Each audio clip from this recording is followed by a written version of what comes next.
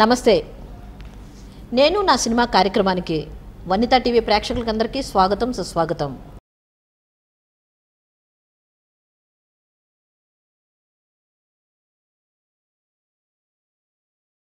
నమస్తే మ్యామ్. నమస్కారం. చెప్పండి మ్యామ్, అక్కినేని నాగేశ్వరరావు గారితో కాదలిక నేరమే తెలుగులో ప్రేమించి చూడు చిత్రంతో మొదలైన మీ ప్రయాణం తర్వాత ఏ చిత్రంతో కొనసాగింది? అంటే నేను నాగేశ్వరరావు గారితో చాలా పిక్చర్లు యాక్ట్ చేయకపోయినా కూడా కొద్దిగా చేసినా కూడా అవి చాలా మంచి పిక్చర్లు చేశాను నేను. ప్రేమించి చూడు, ఆత్మగౌరవం, గోవుల గోపన్న, తర్వాత అలాగా 2-3 పిక్చర్లు, మనుషులు మమతలు, అలాగే ఆయనతో చాలా పిక్చర్లు చేశాను. కానీ ఆయనతో చేసినప్పుడల్లా ఇంత పెద్ద హీరోతో చేస్తున్నాం కదా అని చాలా చాలా సంతోషంగా ఉండేది మాకు. ఎందుకంటే అంత పెద్ద హీరోలతో చేయటం అంటే మాకు చిన్నప్పటి నుంచి కూడా ఆ కోరిక ఉండేది, వాళ్ళతో యాక్ట్ చేయాలని. ఎందుకంటే వాళ్ళు చాలా కాలం నుంచి యాక్ట్ చేస్తున్నారు. వాళ్ళు మేము పుట్టక ముందు నుంచి కూడా వాళ్ళు హీరోలు అనమాట. డ్రీమ్, కీలు గుర్రం, ఇవన్నీ కూడా పాత పిక్చర్లు టీవీలో ఇంతకుముందు ఈనాడులో వేసేవారు నైట్. అప్పుడు కీలు గుర్రం ఇవన్నీ కావాలని నైట్ అంతా మేలుకొని చూసేవాళ్ళం ఆ పిక్చర్లు. అప్పట్లో పూర్తిగా ఇండోర్లో పనిచేసేవారా లేదంటే అవుట్డోర్ కూడా వెళ్ళేవారా? అవుట్డోర్ కూడా వెళ్ళామండి. హైదరాబాద్లో అవుట్డోర్ చేసేవాళ్ళం. తర్వాత ఆత్మగౌరవంలో కూడా ఆయనతో యాక్ట్ చేశాను. ఆత్మగౌరవంలో వచ్చి నేను చాలా కాలంగా చిన్నప్పుడు కృష్ణుడిగా వేసేదాన్ని స్కూల్ డ్రామాస్లో. అదేలాగా అందులో ఒక రాధాకృష్ణ సాంగ్లో నేను కృష్ణుడిగా ఒక సాంగ్ చేశాను అనమాట. చాలా నచ్చిన సాంగ్ అది. ఎందుకంటే చిన్నప్పుడు నేను కృష్ణుడి వేషంలో చాలా బాగుండేదని అనేవారు. అదేలాగా ఆ పిక్చర్లో కూడా కృష్ణుడిగా యాక్ట్ చేస్తాను నేను. నాగేశ్వరరావు గారు పౌరాణిక చిత్రాల్లో కూడా యాక్ట్ చేశారు, కానీ మీకు ఆయనతో ఎక్కువగా జోడీ సాంఘిక చిత్రాల్లోనే కనిపించింది. ఇంకా నాగేశ్వరరావు గారి గురించి ఇంకొంచెం ఏమైనా చెప్పండి. నాగేశ్వరరావు గారి గురించి చెప్పాలంటే గోవుల గోపనలో చాలా మంచి క్యారెక్టర్ అది. అందులో వేసి వెనక ఆయన గోవుల్ని కాచేస్తాను అనమాట. నేను వచ్చి కారులో వస్తూ ఆ గోవుల్ని వచ్చి కర్రతో కొట్టినప్పుడు ఆయన వచ్చి నన్ను వచ్చి వెనకాతల నుంచి పట్టని కొడతారనమాట ఆయన. ఆ సీన్ అది చాలా బాగుండేది. అది పిక్చర్లో అంటూ ఈ గోవుల గోపన అనుకొని చదువుకున్న ఇంకొక అంటే డ్యూయల్ రోల్ అయినా ఇంకొక గోవుల గోపన క్యారెక్టర్ కాకుండా ఇంకో క్యారెక్టర్ చదువుకున్న అతన్ని వచ్చి నేను గోవుల గోపన అనుకొని ఇతను ఏడిపించిన ఒక సాంగ్ అది ఉంది. ఆ సాంగ్ కూడా చాలా బాగా తీశారనమాట. ఆయనతో 4-5 సాంగ్స్ వర్క్ చేశాను అందులో ఆ పిక్చర్లో. మంచి క్యారెక్టర్ నాది. తర్వాత పౌరాణిక చిత్రాల్లో ఎన్టీఆర్ గారితో అగ్గి అని, పిడుగని, అగ్గి అనేదాన్ని అన్ని సినిమాలు మేవే దాదాపు. కరెక్ట్. ఎన్టీ రామారావు గారితో అసలు ఎందుకంటే అసలు విశ్వవిఖ్యాత నట సార్వభౌమ ఆయన. అటువంటి నటుడితో మీరు ఫస్ట్ అసలు ఏ పిక్చర్లో ఎంటర్ అయ్యారు, ఎలా బుక్ అయ్యారు ఆయన సినిమాలో? ఆయనతో అసలు మీ అడుగు ఎలాగ ముందుకి ఫస్ట్ సాగింది? అసలు నేను కల్లో కూడా ఊహించలేదు ఆయనతో యాక్ట్ చేస్తాను అంత పెద్ద హీరోతో అని. ఆయన పిక్చర్లు నేను మిస్ అమ్మ ఇవన్నీ చాలా పిక్చర్లు చూశాను చిన్నప్పుడు. అనుకునేది అబ్బా ఎంత అందగాడు అయినా ఎంత బాగా యాక్ట్ చేస్తారు అని మాకు మరీ ఇదిగా ఉండే, క్రేజీగా ఉండేవాళ్ళు అన్నమాట. తర్వాత ఒకరోజు ఒక పిక్చర్లో వచ్చి మహామంత్రి తిమ్మరుసు అనే పిక్చర్లో ఒక చిన్న క్యారెక్టర్ వేసాను నేను, అంటే వేగు. అప్పుడు ఆయనతో డైలాగులు ఉన్నాయన్నమాట. ఆయన చూసేసరికి అసలు నాకు నోట్ నుంచి మాట వచ్చేది కాదు. ఆయన వాయిస్ ఆయన దీని దగ్గర మన వాయిస్ అంత పనిచేయదు. దాంతో ఆయన దగ్గర వేగుగా అందులో రామారావు గారు, గుమ్మడి గారు ఇద్దరు ఉండారనమాట. ఇద్దరు మంచి డైలాగ్స్ బాగా మాట్లాడతారు. అప్పుడు నాకు కొద్దిగా టీనేజ్ అనమాట, ఇంకా నేను హీరోయిన్ అవ్వలేదు.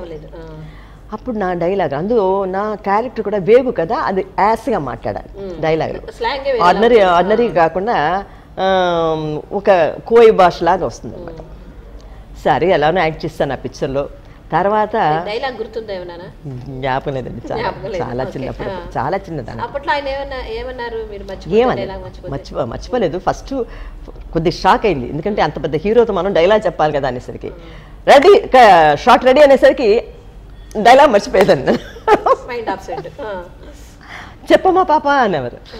అంటే మళ్ళీ అబ్బో మర్చిపోయానే అనుకుంటూ ఆయన మొహం చూస్తే మర్చిపోతున్నాను, మొహం చూడకుండా డైలాగ్ చెప్పిస్తే అలా లాస్ట్లో చూసేదాన్ని. ఫేస్ చూస్తే డైలాగ్ వచ్చేది కదనమాట. అమ్మ బాబా ఆయన రామారావు గారు కదా అంటే కొద్దిగా ఇలా ఇలా ఇలా యాక్ట్ చేస్తూ, అప్పుడు మేము ఆర్టిస్ట్ కదా, చిన్నప్పటి నుంచి ఆర్టిస్ట్ కదా, ఇలా ఏదో డైలాగ్ చెప్పేసి అలా లాస్ట్లో అలా చూసేవాడు అనమాట ఆయన ఫేస్.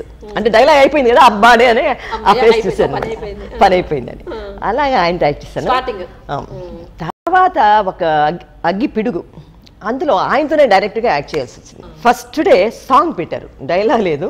సాంగ్ అంటే మనకు చెప్పక్కర్లేదు, సాంగ్లో అంతా మనకి కొద్దిగా మూమెంట్స్ ఇవి డైలాగ్ ఆయనతో డైలాగ్ సాంగ్లో కూడా ఏమైందంటే ఆయన ఒక మూమెంట్లో ఇలా అని ఇలా వెళ్ళిపోవాలి తప్పించుకొని ఇలా పట్టుకుంటాడు ఆయన ఒక లాగు లాగేసరికి దబ్బని ఒళ్ళో పడిపోయాడు అగ్గిపిడిలో ఫస్ట్ సాంగ్ రోజు ఫస్ట్ షాట్ నేను పడిపోయాను ఆయన కూర్చొని ఇలా ఉంటారు నేను ఇలా మూమెంట్ చేసుకుంటూ ఆయన ఇలా పట్టుకునేసరికి ఇలా వెళ్ళిపోవాలి ఆయన పట్టేసరికి వెళ్ళాక దబ్బని పడిపోయాను ఆయన ఒళ్ళో పడిపోయేసరికి అయ్యో పడిపోయాను ఆయన ఒళ్ళు అనుకొని అయ్యో సారీ అండి అన్నాను పర్వాలేదమ్మా ఇంకో షాట్ తీసుకుందాం అన్నాను అప్పుడు ఓహో ఈయన పట్టు ఇలా ఉందా అనుకొని తర్వాత కొద్దిగా చేసి ఆయన ఇలా పట్టుకునేసరికి దబక్కని పారిపోవాలన్నమాట ఆ మూమెంట్లో అలా చేస్తాను ఫస్ట్ ఆ సాంగ్ నీ చేతి వీణను నేనే నీ చిన్నదాన్ని నేనే ఒక సాంగ్ ఒకటి వస్తుంది తర్వాత అగ్గి బరాట తర్వాత లైన్గా ఆయనతో ఆ పిక్చరు రిలీజ్ అయిన తర్వాత ఆయనతో చాలా పిక్చర్లు వచ్చాయి నాకు బుక్ అనమాట అగ్గి పిడుగు అగ్గి బరాట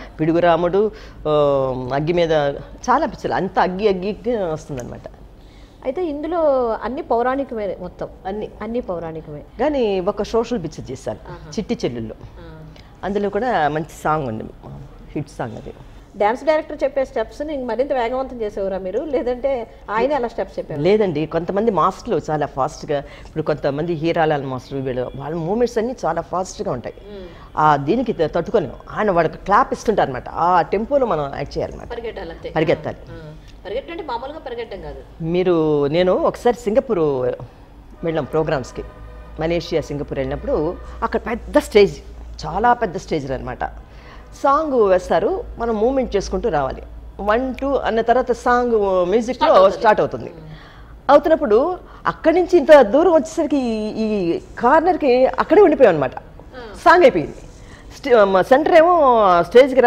వచ్చేసరికి పాట అయిపోయింది మేము చిన్న చిన్న స్టెప్స్ వేసుకోవచ్చు అప్పుడు ఏంట్రా పాట సెంటర్లో వచ్చి చెయ్యాలి కదా మన స్టేజ్ స్క్రీన్ దగ్గరికి వచ్చేసరికి సాంగ్ అయిపోయింది మన ఇక్కడ నుంచి మూమెంట్ చేసేసరికి అనుకొని అప్పుడు ఏం చేసామంటే కాదు స్టేజ్ ఒరిజినల్గానే స్టేజ్లో అనమాట ఫుల్ సాంగ్ చేయాలి కదా అదే అయిపోయింది సాంగ్ అయిపోయింది ఎలాగ అనుకొని ఇలా కాదు 1 2 అన్నప్పుడు గప్పని సెంటర్ పరిగెత్తుకుంటూ వచ్చేసి ఆ సెంటర్లో నిలబడి మూమెంట్ చేయాలి ఆ పరిగెత్తుకు వచ్చినప్పుడు ఆయాసం వచ్చింది కానీ తప్పదు కదా చేసేవాడు అనమాట అంటే అదొక నాక్ ఎందుకంటే పెద్ద స్క్రీన్ ఉన్నప్పుడు మన సాంగ్ సెంటర్కి రావాలంటే కష్టం కదండి అక్కడి నుంచి రామారావు గారితో మంగమ్మ శబ్దం అందులో ఒకే ఒక సాంగ్ చేశాను నేను కానీ చాలా హిట్ సాంగ్ అది అంటే అప్పట్లో ఒక పెద్ద డైరెక్టర్ వాళ్ళు అందులో క్యారెక్టర్ లేకపోయినా కూడా గెస్ట్గా అడిగేవారు అనమాట ఒక సాంగ్ అయినా చేయమని ఎందుకంటే మంచి గ్లామర్ హీరోయిన్ వచ్చి ఒక సాంగ్ పెట్టేవారు అనమాట అప్పుడు అందులో నన్ను అడిగితే నేను అందులో మంగమ్మ శబ్దంలో ఒక సాంగ్ చేశాను అంతఃపురంలో చాలా మంచి సాంగ్ ఈ మధ్య నేను కనకాభిషేకానికి అనంతపురం వెళ్ళినప్పుడు కూడా వరం వెంకటేశ్వరరావు గారు వచ్చి ఆయన వచ్చి ఆ సాంగ్ ఈ పర్టికులర్గా ఆ సాంగే చేసి చూపించేవాడు అనమాట ఆయన గోపాలుడు భూపాలుడు అందులో ఆయన రామారావు గారు డ్యూయల్ అనమాట ఒక క్యారెక్టర్ వచ్చి రాజకుమారిగా నేను ఇంకొక అడవిలో ఉన్న ఒక క్యారెక్టర్ వచ్చి జయలలిత గారు యాక్ట్ చేశారనమాట ఇద్దరు డ్యూయల్ రామారావు గారు అనమాట ఆ పిక్చర్ కూడా చాలా మంచి పిక్చర్ అనమాట ఆ పిక్చర్ అప్పుడు 2 జంటలు అయితే హీరో ఒక్కలే హీరోయిన్స్ మారేవారు అనమాట హీరోయిన్స్ డ్యూయల్ ఆయన అయితే అప్పట్లో మేడంతో ఎలాగా యాక్ట్ చేసేవారు చాలా చాలా మంచి ఆవిడండి ఎందుకంటే చాలా మంచి ఆవిడ చాలా బాగా మూవ్ అవుతారు ఆవిడ అందరితో తర్వాత ఆవిడకి చాలా జ్ఞాపశక్తి అనమాట ఎప్పుడుది కూడా మర్చిపోకుండా గుర్తు చేస్తుంటారు అనమాట మీ క్యారెక్టర్లో ఏదైనా మీరు మర్చిపోయినా ఆమె చెప్పేవారా లేదంటే ఆమె ఏదైనా మర్చిపోతే మీరు చెప్పేవారా అదే ఉండేదా కలిసి 2-3 షాట్లే ఉన్నాయి ఆవిడ వచ్చి సెపరేట్గా ఆయనతో నేను కోట్లో ఉండేదన్నమాట అలాంటి క్యారెక్టర్ అయితే అప్పట్లో ఎలా ఉండేది రిలేషన్షిప్ హీరోయిన్స్ మధ్య బాగానే మాట్లాడుకునేవారు అంటే షూటింగ్ లేనప్పుడు కూర్చొని అందరూ సరదాగా మాట్లాడుకునేవారు ఎందుకంటే నేను తెలుగే కాకుండా ఆవిడతో తమిళ్లో కూడా ఎక్కువగా యాక్ట్ చేస్తాను ఇద్దరు కలిసి యాక్ట్ చేస్తాను అనమాట ఆవిడతో కనుక చాలా బాగా ఆవిడ మూవ్ అవుతారు చాలా మంచి మనసున్న మనిషి అలాగే దక్షయజ్ఞం గురించి చెప్పండి దక్షయజ్ఞంలో వచ్చి ఎస్వి రంగారావు గారు వచ్చి దక్షుడు అనమాట ఆయన కూతురు 27 మంది నక్షత్రాలు అనమాట అందులో రోహిణి నక్షత్రం వచ్చి చంద్రుడికి వచ్చి రోహిణి అంటేనే ఎక్కువ ఇష్టం అనమాట ఎక్కువగా రోహిణితోనే డ్యూయెట్లు అంతా పాడుతుంటే అప్పుడు కోపం వచ్చి దక్షుడికి ఏదో శాపం ఇవ్వటం ఇవన్నీ జరిగిందనమాట అది నా ఫస్ట్ పిక్చర్ అది కన్నమ్మ గారు ఓన్ మూవీ అనమాట నాకు కన్నాంబ గారు అంటే చాలా చాలా ఇష్టం నాకు.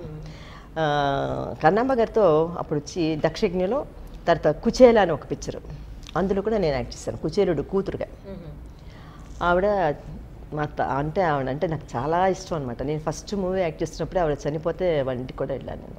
ఆవిడ ఒక దక్షయజ్ఞను లేకపోతే ఒక పౌరాణిక చిత్రం, ఏ రామాయణం భారతం, ఈ పౌరాణిక చిత్రాల్లో నటించేటప్పుడు మీరు మొత్తం ఆ కథ అంతా తెలుసుకోవాల్సిన అవసరం ఉండేది కదా ఖచ్చితంగా. ఎందుకంటే ఆ పాత్ర అసలు ఆ స్టోరీలో ఆ పాత్ర ఎంతవరకు ప్రాముఖ్యత, ఆ పాత్రలో మీరు ఎలా నటించాలంటే ఖచ్చితంగా ఆ కథ తెలిసి తీరాల్సిందే. సో అప్పటి నటీనటులకి మొత్తం ఈ పౌరాణికంగా నటించే నటీనటులకి అందరికీ కూడా ఈ అలనాటి కావ్యాలన్నీ కూడా టచ్ ఉండి ఉంటాయి కదా, ఆ పాత్రలు తెలిసి ఉంటాయి కదా. సో ఆ నాలెడ్జ్ కూడా మీకు ఎక్స్ట్రా వచ్చేది సినిమాలో నటించడం. దానికోసం ఇప్పుడు మేము పిక్చర్లు ఏదైనా చూసినా కూడా నెక్స్ట్ మూమెంట్లో ఏం జరుగుతుందని చెప్పేస్తాం అనమాట. ఎందుకంటే స్టోరీని తెస్తూ ఉంటాడు, చాలా ఎక్కువగా క్లోజ్గా ఎంతో ప్రేమ చూపిస్తే వీళ్ళిద్దరికి అలా బ్రేక్ అవుతుంది, అది ఆల్రెడీ తెలిసిపోతుంది. ఎందుకంటే అప్పటి వచ్చి ఇంటికి వచ్చి స్టోరీ చెప్పేవారు అనమాట. స్టోరీ చెప్పి అప్పుడు అడ్వాన్స్ ఇచ్చి మనం బుక్ చేసేవారు. కాల్ షీట్లు ఇస్తే మటుకు మళ్ళీ మేము మిస్ చేసేవాళ్ళం కాదు. వాళ్ళు మీకు ఏదైనా ఒక క్యారెక్టర్ చెప్తే ఆ కథ మీకు తెలియకపోతే మీరు ఏమైనా హోంవర్క్ ఏమైనా చేసుకునేవారా ఇంట్లో, స్టోరీస్ గురించి చదవడం అటువంటి? స్టోరీస్ మాకు టైం ఉండేది కాదు. అందులో నేను వచ్చి అప్పుడు చాలా బిజీగా వర్క్ చేసేవాడిని. నేను యాక్ట్ చేసేది తెలుగు, తమిళ్, కన్నడం, మలయాళం, హిందీ 5 లాంగ్వేజ్లు అనమాట. కనుకనే కొంతమంది చిన్న ప్రొడ్యూసర్ అయినా పెద్దవాళ్ళైనా కాల్ షీట్లు ఇచ్చామంటే దాన్ని ఎక్కొట్టేవాళ్ళం కాదు, సిన్సియర్గా వర్క్ చేసేవాళ్ళం మేము. కనుకనే ఎక్కువగా మన పెద్ద హీరోలతో కూడా ఒక్కోసారి వచ్చినా కూడా అవకాశాలు వచ్చినా కూడా ఈ కాల్ షీట్ లేక ఇప్పుడు నుంచి హైదరాబాద్ వెళ్ళాలంటే నాగేశ్వరరావు గారితో వీలు పడుతుంది అనమాట. అప్పుడు నువ్వు వెళ్ళలేకపోతే వేరే వాళ్ళని వేసేసుకుంటాను. అలాగే నేను 2-3 పిక్చర్లు ఇప్పుడు కూడా శారద చెప్తుంటాను అనమాట, రాయశ్రీ నువ్వు చేయవలసిన క్యారెక్టర్ ఒకటి మలయాళంలో, నీకు కాల్ షీట్లు లేక నువ్వు చేయలేదు కనుకనే నన్ను వేశారు, లేకపోతే నేను ఇప్పుడు ఓరవసిన అయి ఉండేదాన్ని పాపం ఆవిడ సింపుల్గా చెప్తుండేది, ఎప్పుడు చెప్తుంది తను. ఎన్టీ రామారావు గారితో ఒక డాన్స్, ఒక సాంగ్ డాన్స్ చేసేటప్పుడు మీకు కొంచెం దెబ్బ తేలిందని, అది కూడా మా ప్రేక్షకులకు మీరు చెప్పండి. అది అంటే ఒక డూయిట్ సాంగ్ చేసేటప్పుడు ఒక షాట్ బాగా రాపితే నెక్స్ట్ ఇంకో షాట్ తీద్దామని చెప్తారనమాట రామారావు గారు. కెమెరా పెట్టినప్పుడు నెక్స్ట్ ఆయన ఏం చేస్తారో మనకి సరిగ్గా తెలియదు. ఆ మ్యూజిక్లో మనం చేస్తున్నప్పుడు పాడుతున్నప్పుడు గబుక్కని ఎత్తుకొని అలా దింపేసేవారనమాట. అంటే మనం ఎదురు చూడ ఆయన లిఫ్ట్ చేసి గబుక్కని అలా తిప్పి పెట్టేవారనమాట. అప్పుడు చిన్న జడకుప్పులు ఉండేవన్నమాట, పట్టని కంటికి తగిలిందనమాట.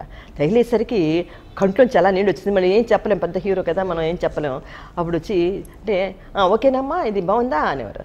బాగుందండి అదే అనేవాళ్ళు. ఏం చెప్తాం మనం, ఇంకా భయం కదా ఆయన దగ్గర. అలాగా చాలా జరుగుతుంటాయి అనమాట. మరి ఆయన ఏమి గుర్తించేవారు కదా, అరే దెబ్బ తగిలిందని? అంటే మనం చెప్పరు, ఎందుకంటే చెప్తే బాగుంది. కానీ చాలా మంచి డిసిప్లిన్ అండి ఆయన. సెట్కి ఆయన వచ్చారంటే కరెక్ట్ టైంకి వస్తారు. మనం ఒక 1/2 అవర్ ముందే వెళ్ళిపోయి కూర్చునేవాళ్ళం అనమాట మేమంతా. ఒక నాయకుడిగా కాకుండా మీకు ఒక స్నేహితుడిగా కూడా, అంటే మీ కుటుంబానికి సంబంధించిన కార్యక్రమాలు కూడా ఆయన వచ్చేవారు కదా? నా మ్యారేజ్కి వచ్చారండి, రామారావు గారు వచ్చారు, నాగేశ్వరరావు గారు వచ్చారు. తర్వాత మా ఆయన వచ్చి కాంగ్రెస్ పార్టీలో ఉండేవారు అనమాట, ఎమ్మెల్సీగా ఉండేవారు, ఆపోజిట్ పార్టీ లీడర్గా ఉన్నప్పుడు. ఆయన వచ్చి తెలుగుదేశం, అప్పుడు తెలుగుదేశం పార్టీ వస్తున్నప్పుడు మా ఆయన వెంగళరావు గారు పీరియడ్లో ఉన్నారనమాట. మా ఆయన అనేవారు అనమాట, ఓటు ఎవరికి వేస్తావని అడిగేవారు. అంటే ఆయనేమో కాంగ్రెస్ పార్టీ, నేను మా హీరోకే అన్నాను, తెలుగుదేశం మా హీరో గారికే అన్నాను. నీ ఇష్టం ఎవరికైనా వేసుకో అనేవన్నమాట. దాంట్లో ఏం లేదు, ఎవరు ఓటు వాళ్ళది అనమాట, వాళ్ళదే.